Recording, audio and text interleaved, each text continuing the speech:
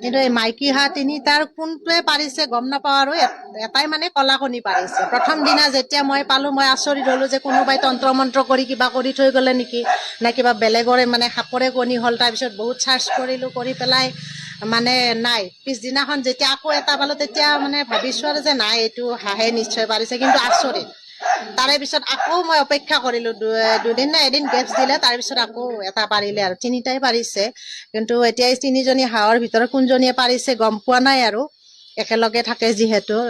এই কলা হাঁহৰ কণী মানে বিচাৰি মানে মানুহ বহুত আহিছে মোৰ ঘৰত, মই দিয়া নাই। মই ভাবিছো তাৰমানে মোৰ যিটো সন্দেহ সেইটো মাৰিব বিচাৰিছো যে মই উমনি দিম, তাৰ পৰা কি মানে জন্ম হয় সেই বস্তুটো চাব বিচাৰিছো আৰু এইকাৰণে ৰাখি থৈ দিছো।